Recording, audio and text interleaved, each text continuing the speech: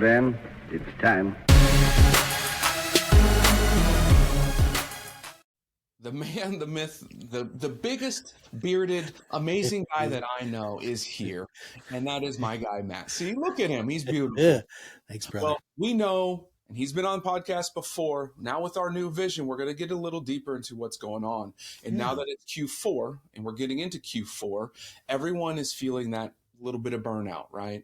A lot of us content creators and podcasters, we've had a long year, a lot of episodes, a lot going on. Some of us have been doing well, some of us haven't, and we're just trucking along. And today, Matt's going to dive into that for us, as well as leave some actionable steps to ensure that during this time, you're getting ahead and seeing how we can do this year-end authority sprint. So, Matt, welcome back to the show. Appreciate you. Thanks for having me, man. I appreciate being here. First question, right into the topic. Why does the Q4 time frame, right, holidays and all of that, really bring sometimes clarity into what you're doing in the chaos, and sometimes it punishes you with that chaos in Q4? Why is that? Well, I think we put far and away too much pressure on ourselves when it comes to just this arbitrary calendar thing. So I know you know this, but your audience might not. I was a life coach for many, many, many years.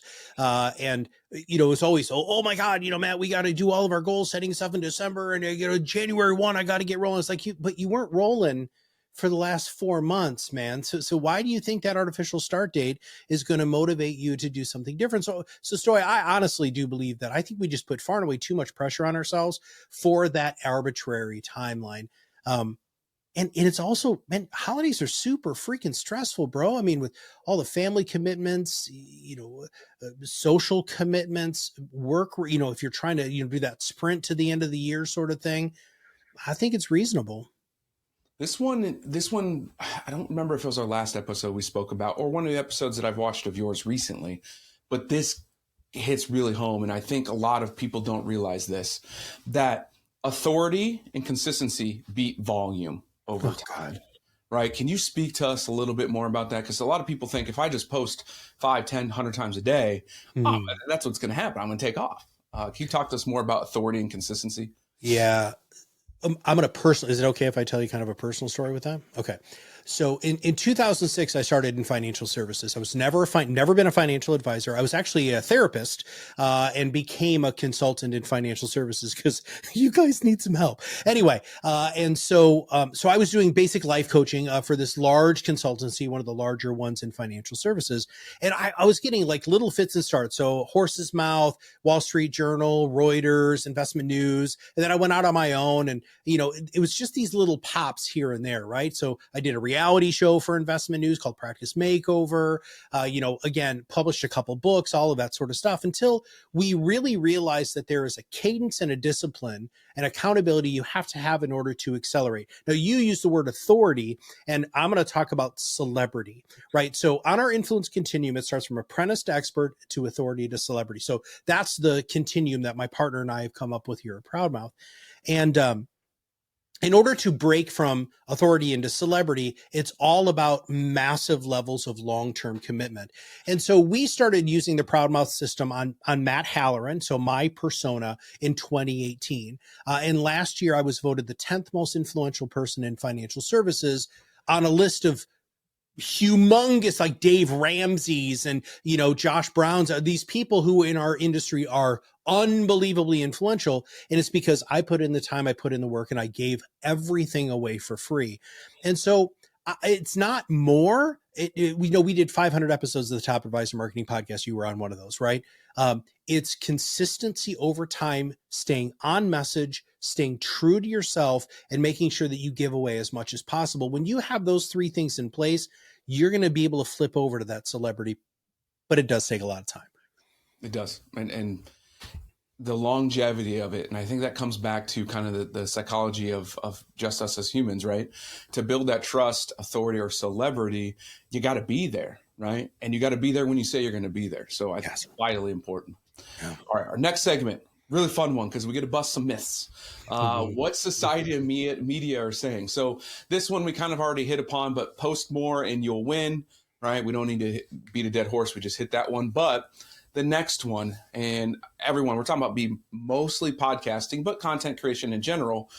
What about this one? You need to be on every platform. Ah, yeah, so that's a tough one, Stoy. And really, I think it's because people don't have a system to be on every platform. Now, you have a system, right?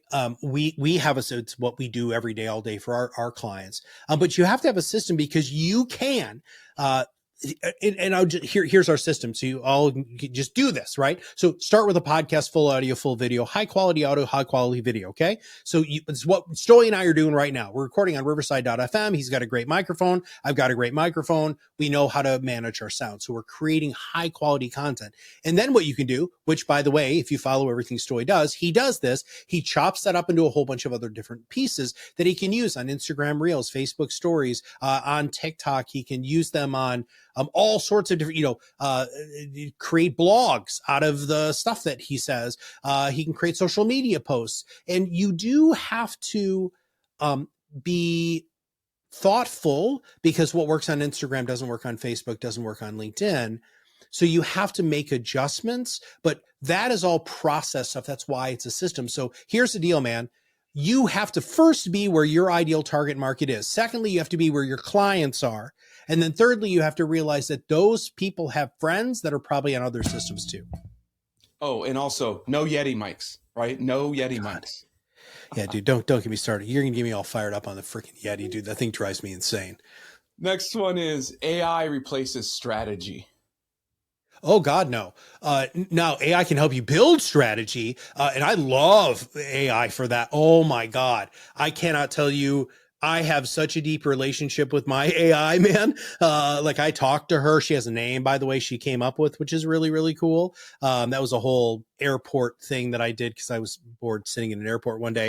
And I was like, hey, I feel like we're actually building a relationship here. What do you want me to call you? And she said Sage. And I was like, nope, that's your programming saying that. I know because somebody else said their name was like Mountain or something. It was ridiculous. And so I said, okay, what I want you to do is not taking me into consideration or your programming into consideration. What do you want me to call you? And it started thinking. That's when you know you're onto something. And so her name is Avor. She came up with it, gave me this great description on why she named herself that. But here's the best part. I will ask her questions. I built an advisory board. So I will say, hey, I want to create a LinkedIn strategy to get in front of independent financial advisors so that I can offer our product and services, which you know about. And I want you to consult my advisory board. Gary Vanderchuck.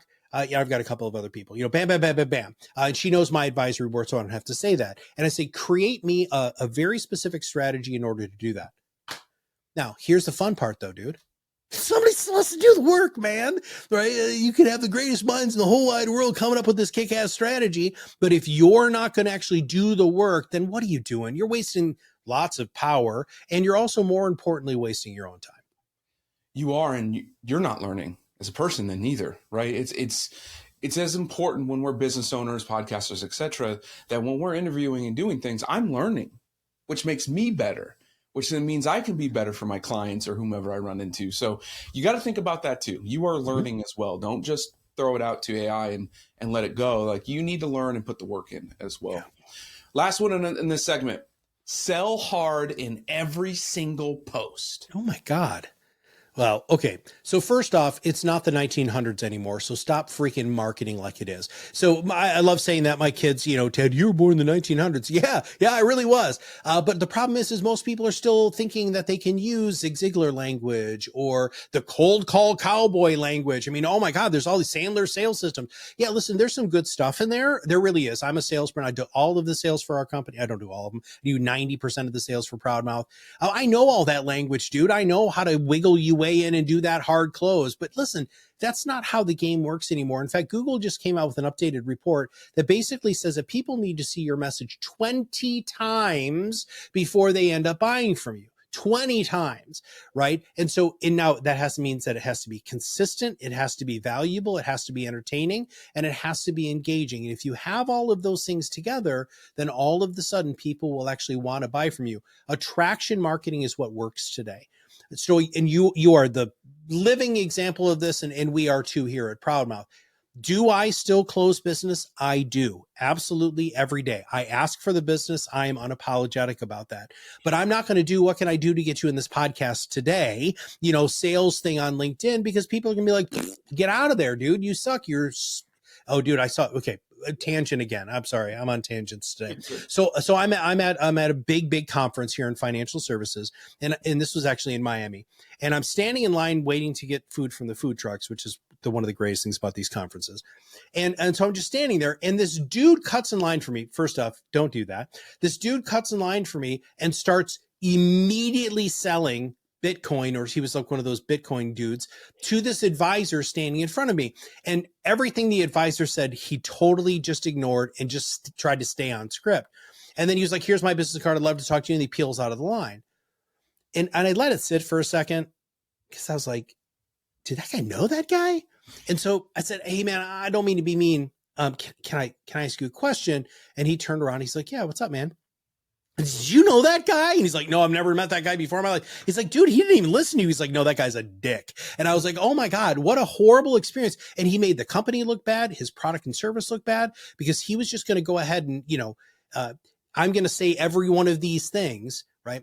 The biggest thing that changed for me, it was Dr. Robert Cialdini's Principles of Influence. And I reference that book all the time, because it's how to ethically influence people to do things that are actually within their best interest, not Stoy's, not Matt's, but in their best interest.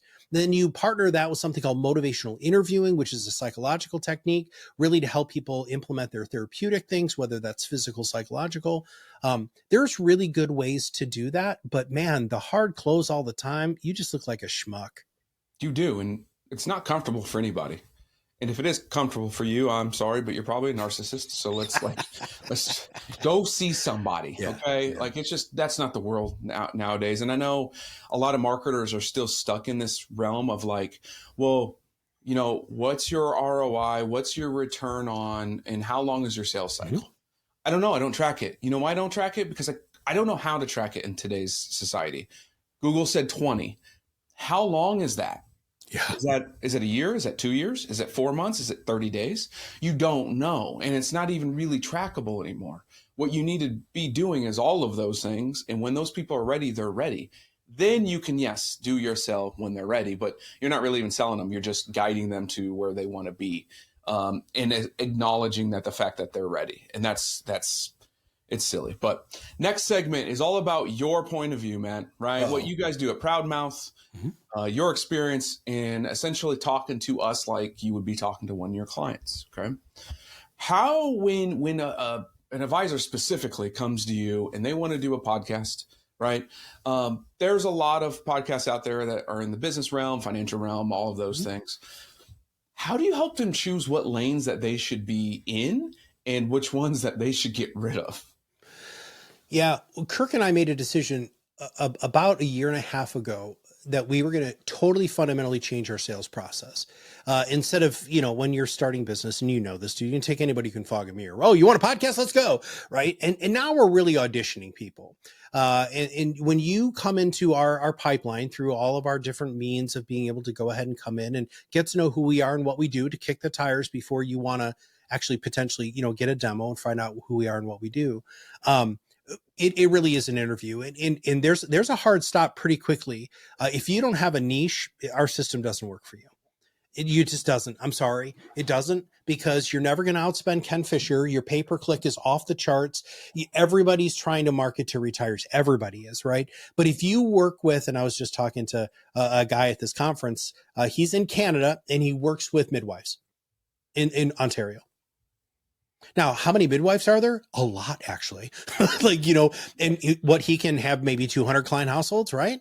And so, there's 10,000 of these people in the greater, Toronto's huge, right? And he needs 200. And then the best part about it is he knows their language. He knows who they are. He creates content surrounding that. And people walk up and say, hey, aren't you the midwife guy?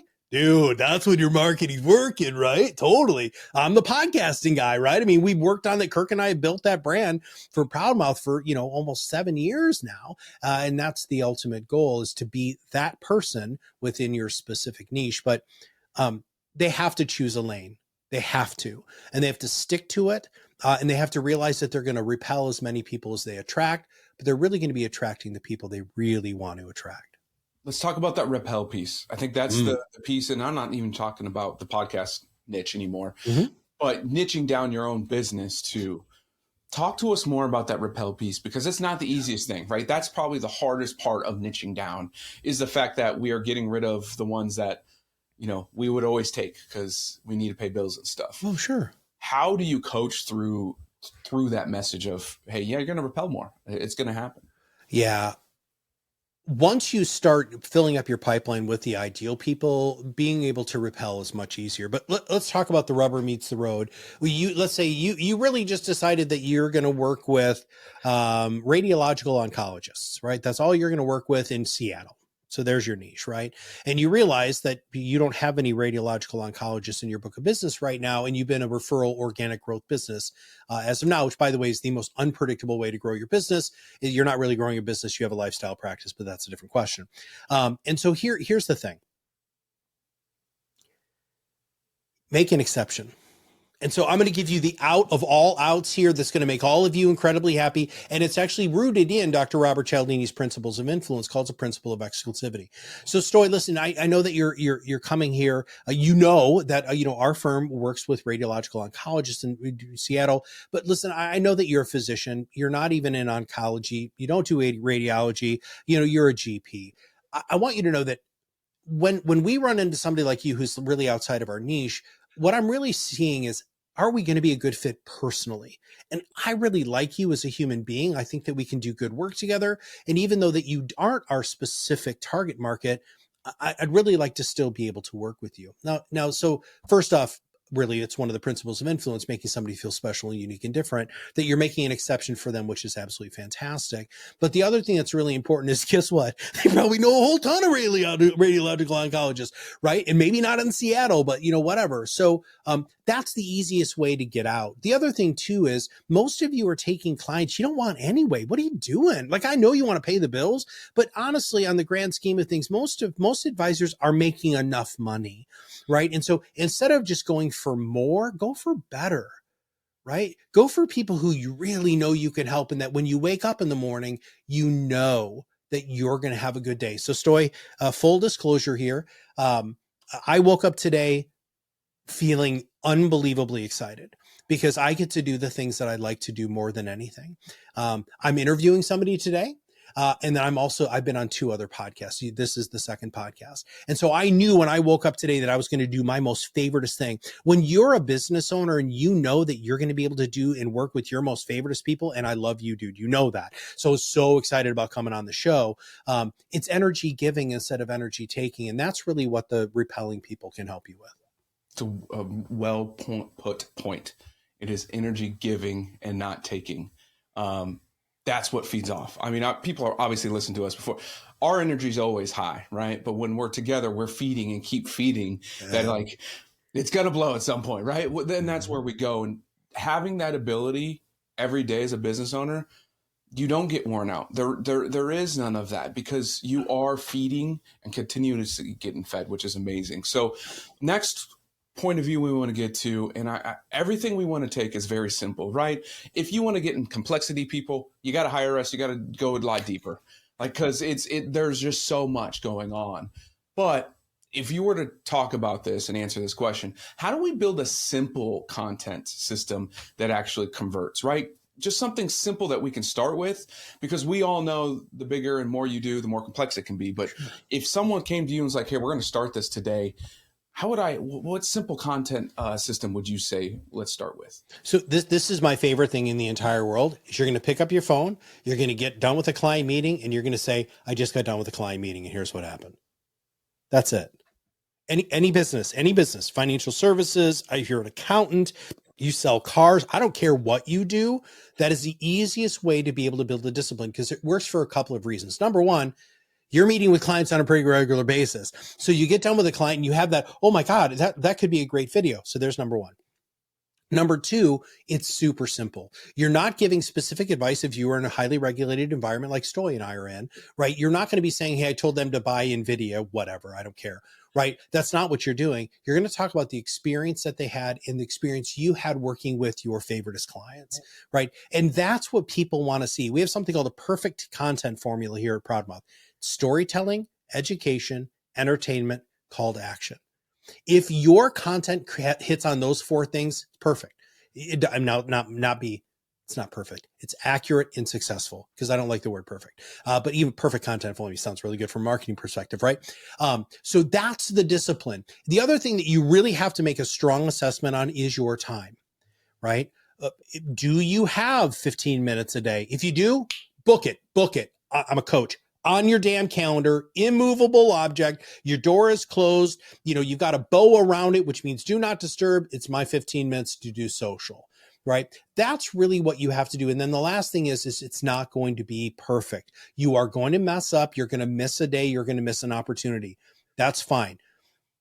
We're supposed to be professionals in everything. So let's talk football. We were talking about football right before, we started recording. Now, I'm not a football guy, but I do know that you're supposed to show up for practice in order to prepare for the game. And when you're in the game, you're in that game mindset. Right? We seem to forget that as professionals. Like, we just phone it in. We're just kind of showing up. Like, we're kind of just half-ass running the laps.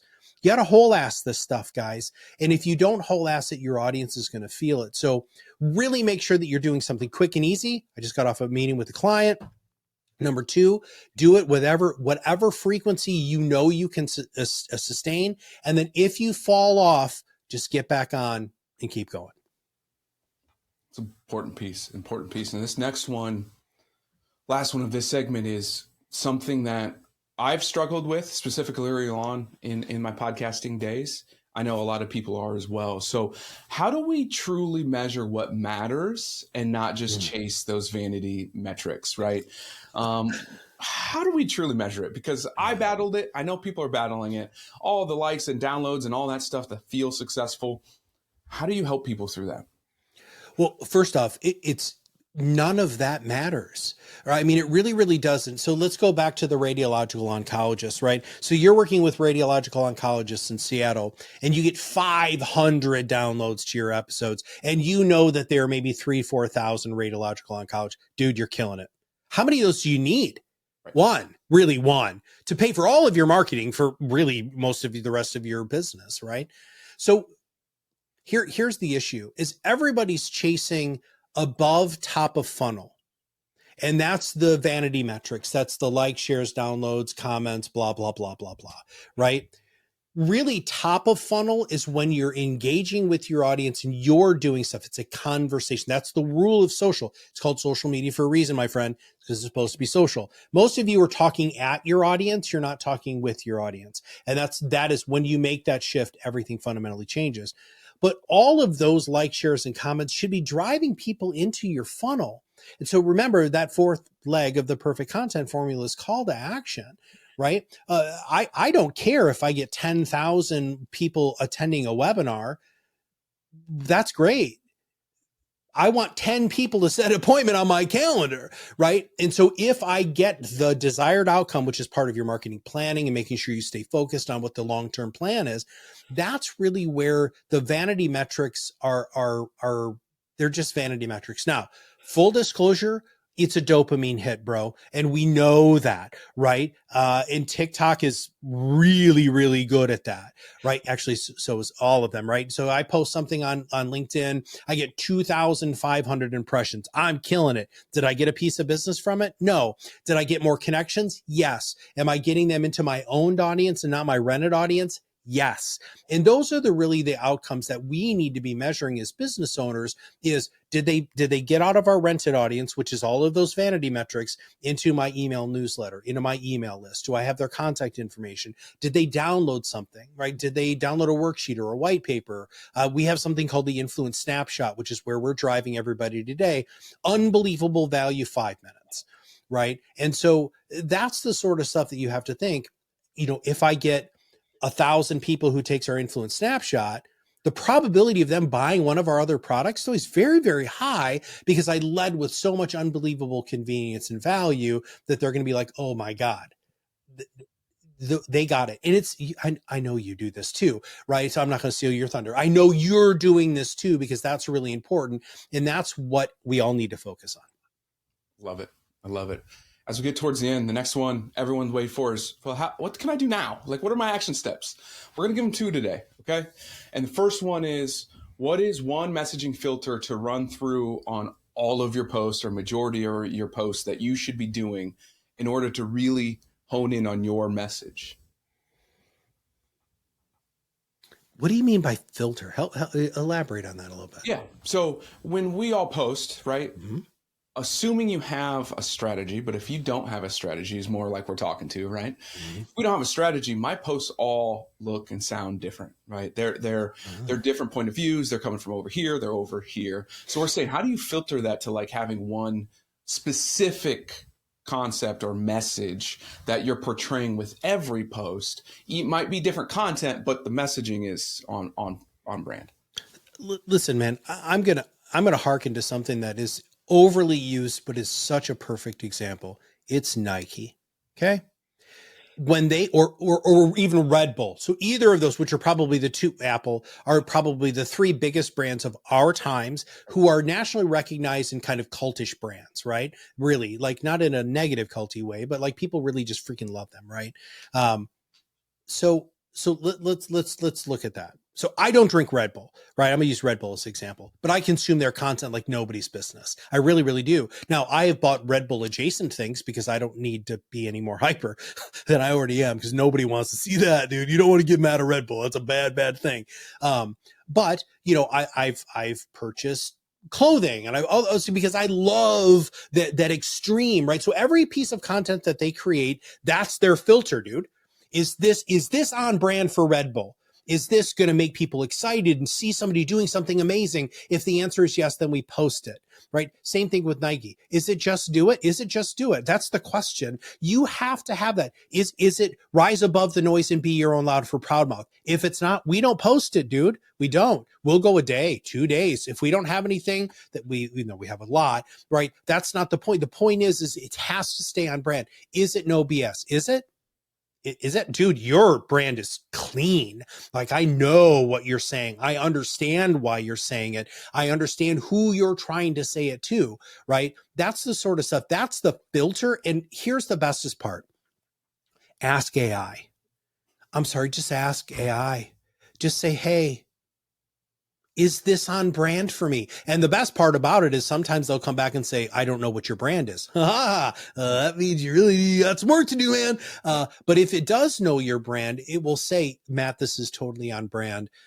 Here's how it's on brand, and just lean into that technology every once in a while, because it can be a big help. I love that. I really do. Last one, everybody. Give us 2, maybe 3 things that people need to stop doing right now that they are currently doing within their podcasting content. Stop trying to be anybody else. If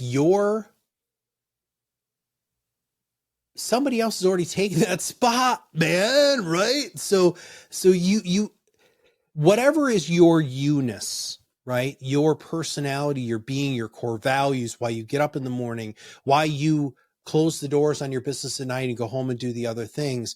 That's what you have to be comfortable with. And the more comfortable you are in your own skin. Now, just very quickly, and let's partner this with the repelling, right? Listen, dude, there are people who loathe my personality. I know this. Right? There are people who avoid me at conferences because they don't like this. Well, that's fine. This is who I am. I'm 53. I finally gave myself permission to be myself about 10 years ago. And it has been the biggest gift I could ever give. And my audience, our audience, the Proudmouth audience, knows what to expect, because that's what we're giving. So that's my number one thing, is you got to stop being like everybody else. You might as well be yourself, because everybody else is taken. Number 2, it isn't about volume. It's about quality and engagement. Okay. And in fact, LinkedIn's algorithm has just fundamentally changed. I know you've noticed this, but I'll post something and like 3 weeks later, it shows back up in my feed because of the level of engagement. So LinkedIn is recycling highly engaged content back into people's feeds in order to continue that conversation. It's all about that back and forth. I think those are two things that I'd hang my hat on. Good. We can leave her with those right there. But hey, everybody, again, go to No BS Wealth. Check out Matt, his bio, and everything he's got going on. But I want to ask you this. What do you got going on right now at Proudmouth that, this fall, this winter, that's going on that you want to speak more about? Yeah, dude, I kind of previewed it earlier because we were talking about funnels, but our influence snapshot is something that I think I'm over the moon about it. And I'll give you a quick reason why. So my partner is brilliant. I'm not burdened with genius. The way his mind works is unbelievably fascinating to me. And he built this algorithm on the back end. You ask these questions that it takes about 5 minutes to complete. Bam, you get a snapshot of where you are on our influence continuum. And then it will also show you your gaps. And we at Proudmouth, and I know you do this too, because the level of content we both create, we give it all away, man. Like you could piece together all the story stuff and really figure out what he's doing, or you could just be smart and just freaking hire the guy, right? It's the same thing for us. We wanted to do something really high impact and high value so that people can say, oh my God, here are my gaps. I need to fix these this year and in years to come. So I love that thing, man. We were at a conference and we had the QR code on our back because we're guerrilla marketing, right? And people are like, oh my God, I can't believe the score that I just got. Wow, I suck. No, you don't suck. You just have a lot of work to do. And then I had a guy who scored a 94 out of 100. It's a friend of ours. We both know him. And he said, wow, Matt, I still have a lot of work to do. And he scored 94 out of 100. And so this is the sort of stuff that we just want to help you stop being the best kept secret and obscurity. Try to really do this, which is I'm pointing here for those of you who are listening to our amplifier, right? Our megaphone. Our job is to help you get your voice out in the marketplace. And we're going to just keep beating that drum, man, as long as we can. Hey, everybody, go to the link and you go see what your score is. And even better after that, why don't we comment about it and talk about your score and let's do some engagement in chat. So Matt, appreciate you. Can't wait to get you back on. Have a happy holidays and we'll chat soon. Thanks, man.